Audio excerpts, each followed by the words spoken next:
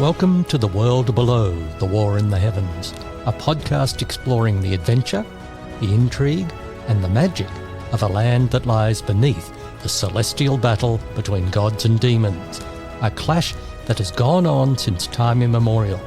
I'm your guide, your interlocutor and your host, Michael Pryor.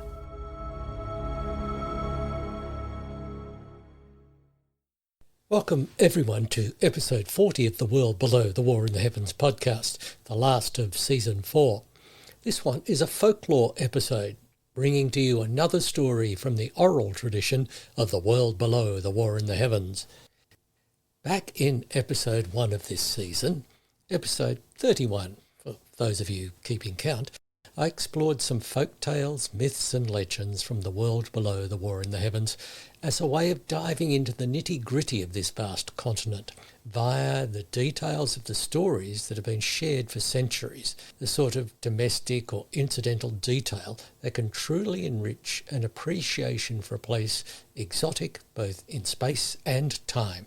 The values expressed in the stories tell us a great deal about the culture of the people on this vast continent, and the changing versions of stories that have been handed down over generations gives us some insight into the way morals and ethics have grown, changed and developed. In this episode, I'd like to recount a tale from one of the most widespread and most popular story cycles, that of Cassian and the Half-Demon. Back in that earlier mentioned first episode of this series, I told what is generally accepted as the standard version of the first original story in this sequence, Cassian's encounter with the half-demon. There are literally dozens of stories after this, some with only a tenuous connection to the main body, but all of them fascinating nonetheless. A very quick recap. The young and innocent Cassian leaves his family farm with the blessing of his parents. So far, so cliched. With little in his pocket, a man of means by no means, off to seek his fortune. And it's not long before he meets a half-demon. In the world below the war in the heavens, the gods and demons are engaged in an eternal struggle in the firmament above, and occasionally casualties fall to earth. The demon that Cassian meets has been chopped in half and has lost his legs. This inconveniences him somewhat, but not as much as we might think.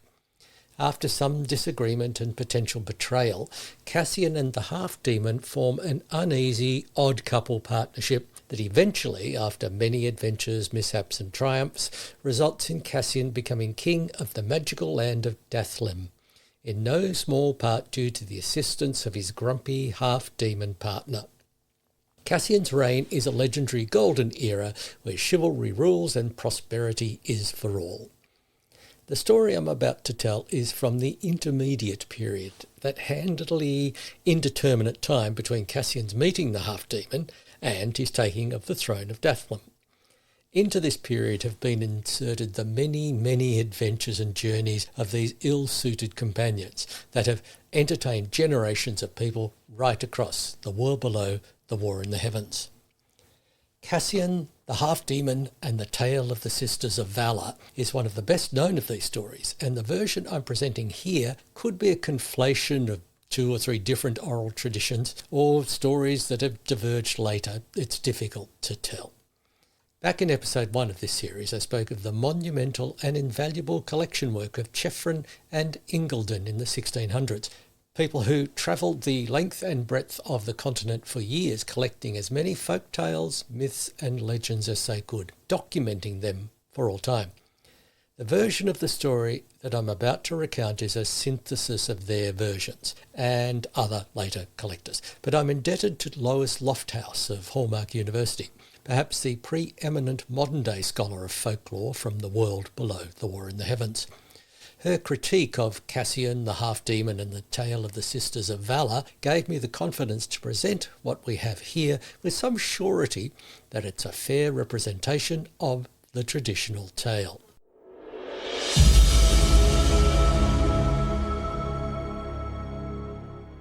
Cassian, the half-demon, and the tale of the Sisters of Valour. Cassian and the half-demon were travelling through a countryside neither forbidding nor particularly welcoming.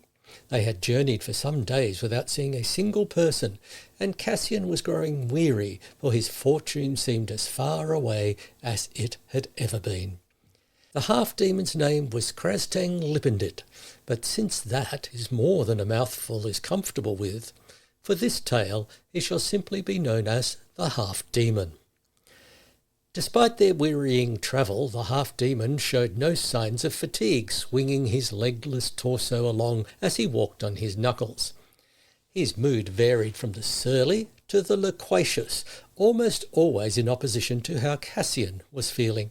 Nevertheless, if Cassian were forced to answer, he would have said that he was grateful for the company, otherwise the great open wilderness would have been discouraging.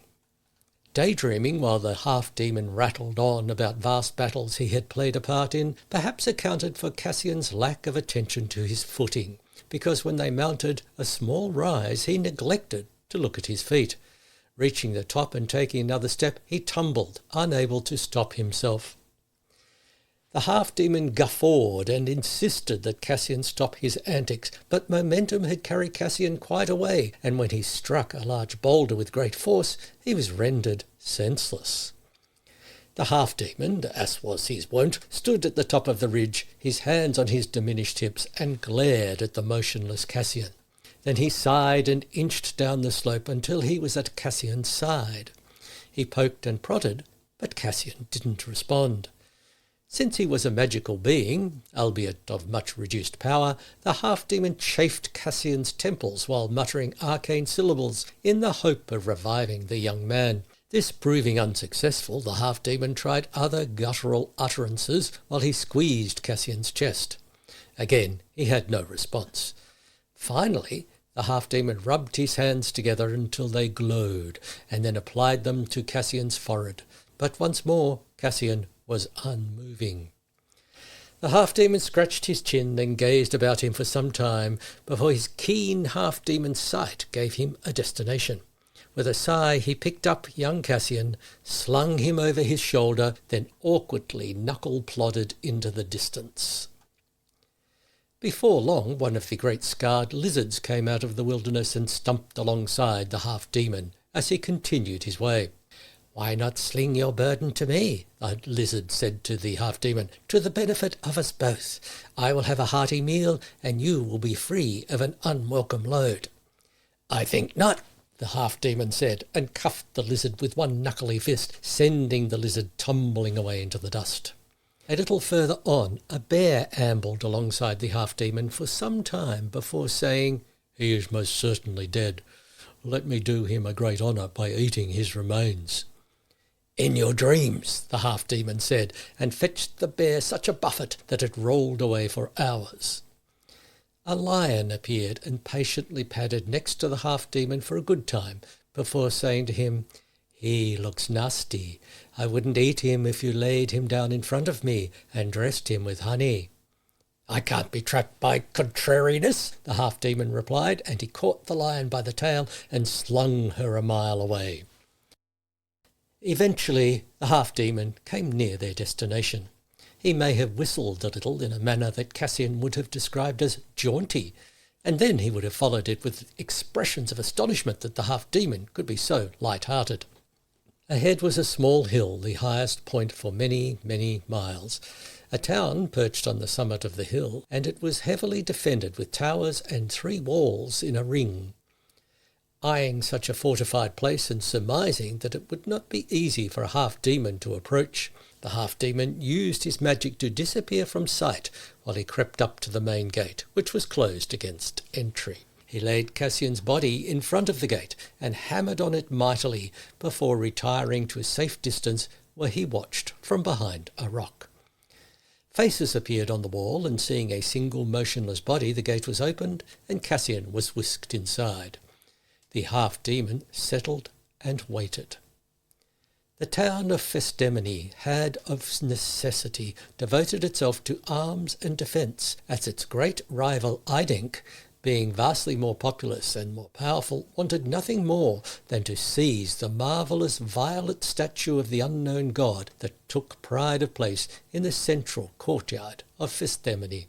For centuries, Idink had tried to batter Festemini into submission, to subjugate it utterly, but the spirited folk of Festemini had held back all their efforts. With every facet of life devoted to defending themselves, the folk of Festemini were not simply masters of warfare, they were skilful in the arts of healing by necessity, which was most fortunate for Cassian. He was taken to their small hospital and tended there by the Sisters of Valour, the sacred order of Festemini warrior women who were in the forefront of every military action of the town and who also devoted themselves to the arts of healing when martial arts were not required.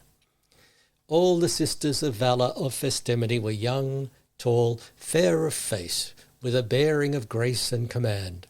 Their manner was both humble and yet confident. Their proud duty was to the people of Festemini and the defence of the town in which they were born, and to protect the violet statue of the unknown god they held sacred. The first face that Cassian saw when he came to his senses was that of Onlia, the leader of the Sisters of Valour. She was the most striking of them all, and Cassian was rendered momentarily speechless. And at this, Onlia expressed gentle concerns for his state of mind after the accident.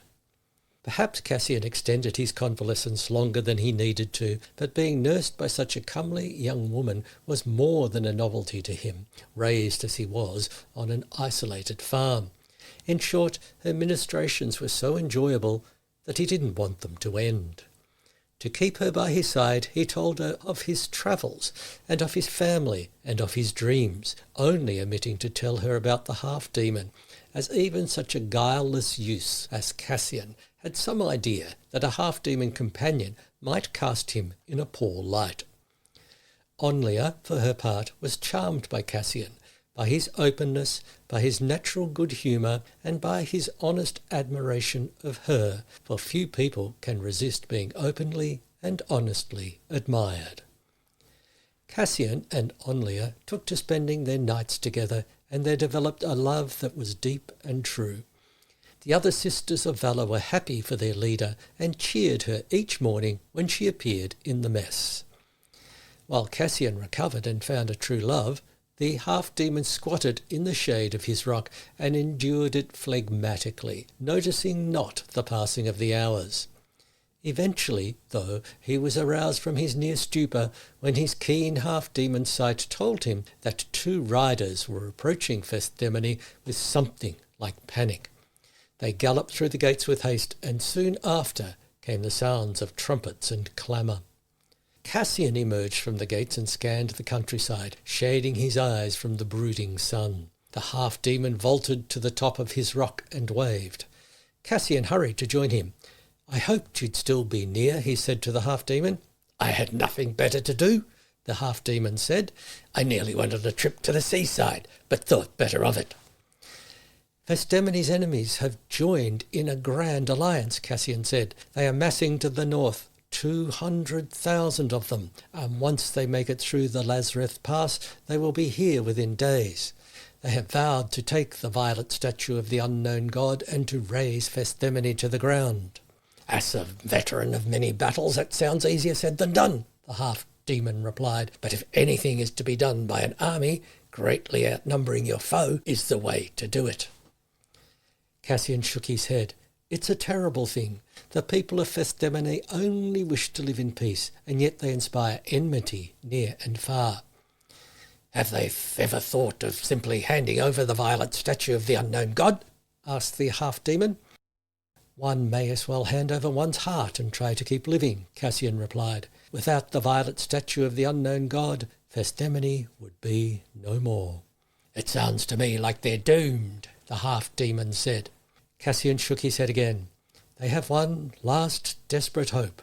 If the army of the enemies can be delayed at the Lazareth Pass, the people of Festemini can take the violet statue of the unknown god and escape." The half-demon scoffed. "Delay an army of 200,000? The gods themselves would think twice about such a thing."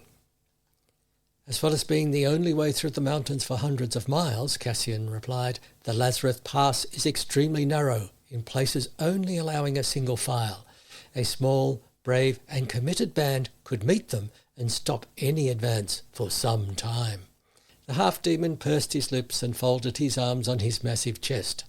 "That sounds like certain death." Cassian hung his head. "The Sisters of Valour of Festemini have always known that such a fate could be theirs." The half-demon studied Cassian shrewdly. "You have come to know these Sisters of Valour very well, it seems." "They are courageous, dedicated, and fair to behold," Cassian admitted. "They are unlike anyone I have ever known." "And one of them in particular?" "I know about love," Cassian said, "for I have read about it many, many times. But I have now been struck by it, and it is bewildering. Onlia has said she loves me, which is even more bewildering. But she has also said that she must leave me and do her duty." He wiped an eye. "I am going to lose someone dear whom I have just found." "Thus is the way of mortals," the half-demon said. "But this does not mean we don't try to prevent it." When the Sisters of Valour left Festemini in full armour and headed north to the Lazareth Pass, Festemini emptied behind them, the entire population fleeing south in good order, making sure the wagon containing the violet statue of the unknown god was at the head of their flight. Cassian and the half-demon hurried north as well, making sure to keep out of the sight of the Sisters of Valour, much to Cassian's dismay. "It's extraordinary," the half-demon explained, "but some of you mortals find my rugged yet handsome appearance distressing. Best they don't see us."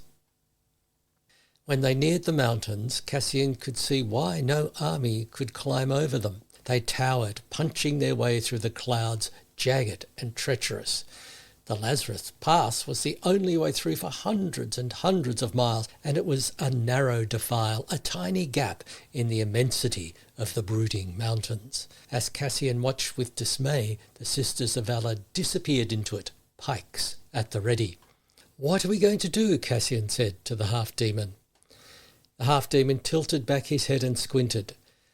"We take up a position above the pass and drop boulders on the enemy. That should dissuade them." Cassian looked up and his heart sank. The rock face either side of the pass looked as if it was made of shattered glass, with edges sharp enough to slice him to pieces. He swallowed. "I cannot climb that." The half-demon snorted. "I can climb it with only one hand," he said, "which is fortunate because it looks like I'll need the other to drag you." Before Cassian could protest, the half-demon grabbed his collar and they were on their way. The half-demon using his immensely strong arms and claws to swing, scramble and launch up the vertical rock face. With his eyes closed, Cassian howled until he was dizzy, the half-demon swinging him from side to side as they climbed up and up. The half-demon laughed when he had to hurl Cassian onto a ledge, where he teetered for a heart-stopping moment before the half-demon joined him, seized his collar again, and sprang upwards once more. Finally, when their precarious and speedy ascent stopped, Cassian was unwilling to open his eyes, but the half-demon nudged him. "Look down there," he said. "I don't want to," Cassian said. "It's too far to fall." "You can die falling off a ladder," the half-demon pointed out. "Any higher than that, and it doesn't really make any difference. Look down there." Cassian summoned his courage. The Lazareth Pass snaked below them, more a crack in the mountains than a true thoroughfare. Halfway along the mile-long pass, the Sisters of Valour had taken up position like a steel-spined cork in a bottle, all 40 of them ready with their long pikes, presenting a formidable face to the enemy army that had just entered the far end. In the middle of the front line, Cassian could just make out Onlia, standing tall and beautiful, resting against her upturned pike. At that moment she looked up and waved. At least Cassian thought so, but she may have been gesturing to her fellow troops. Nonetheless, he waved back as his heart ached. The half-demon pointed. "We move up a little toward the entrance of the pass, and then we get to work." Cassian sighed. "We clamber along the cliff face like spiders, or will you swing our way there as if we are monkeys?" The half-demon grinned, his fangs prominent. "Swinging along a sheer cliff face with a perilous drop on the other side is much faster and much more fun." Cassian offered his collar. The half-demon took it and they were on their way again.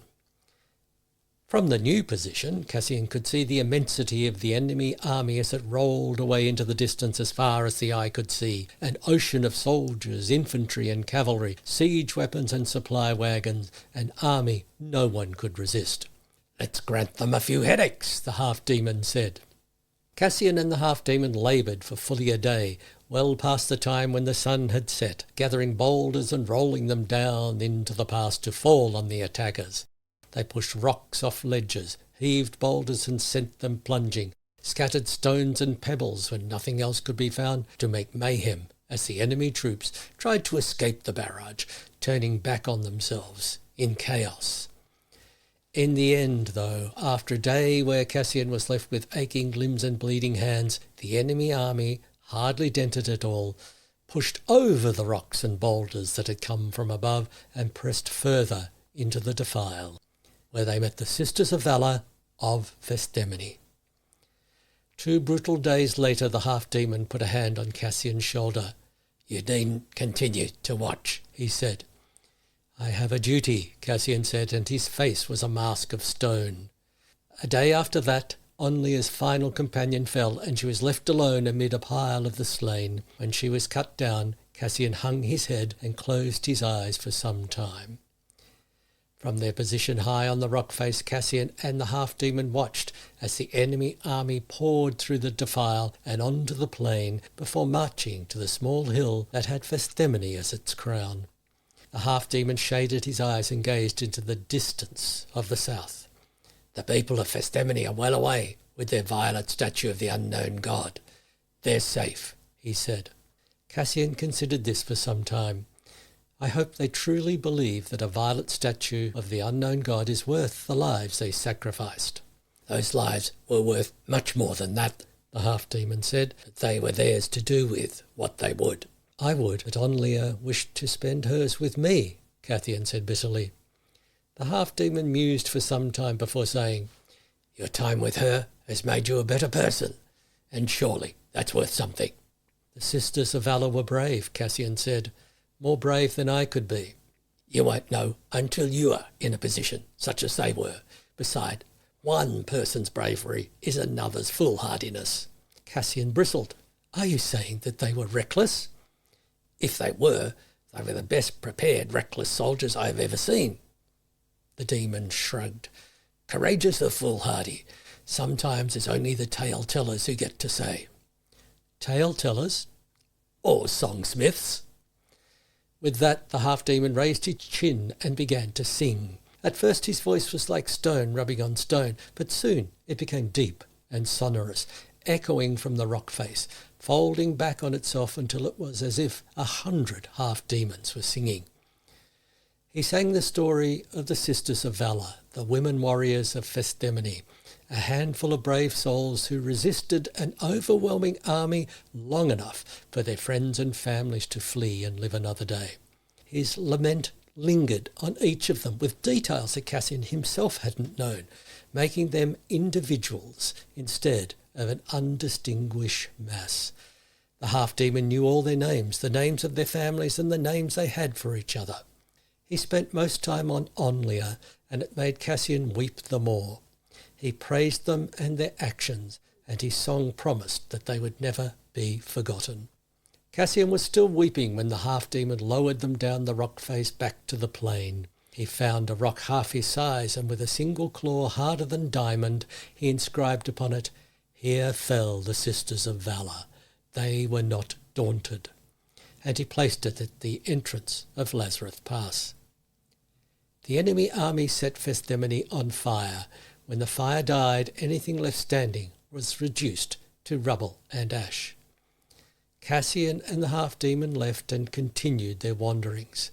Their encounter with the Sisters of Valour was not the least of their adventures, nor was it the most, but it may have been the one that lodged deepest in Cassian's heart.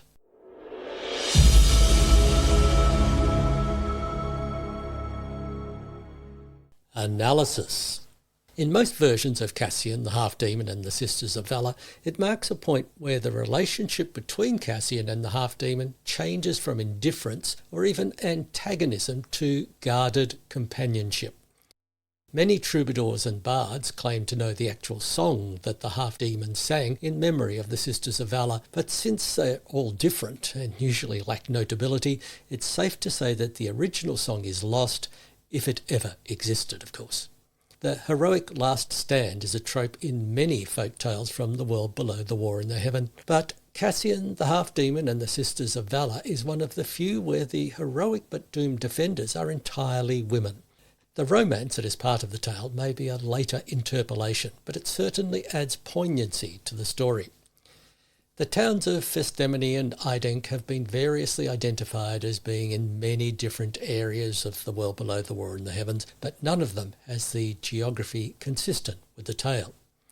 Interestingly, Festemony and Idenk are recorded as the names of the foolish ape and the shrewd donkey in the comical and ribald tale, The Ape, the Donkey and the Greedy Man's Feather.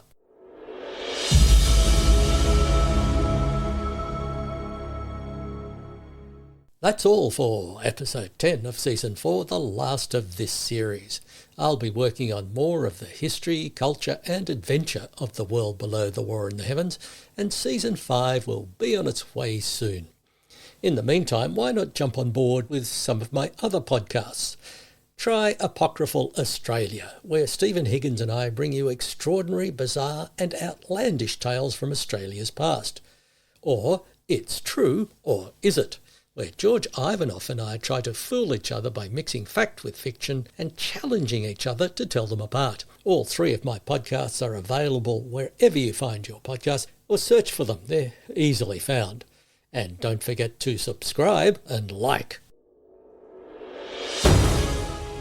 This has been The World Below the War in the Heavens, a podcast exploring the history, culture and esoterica of the world below, a continent of magic and mystery with inhabitants who keep one eye on the sky at all times. I've been your host, Michael Pryor. If you'd like to find out more about me and my books, pop over to www.michaelpryor.com.au. Farewell.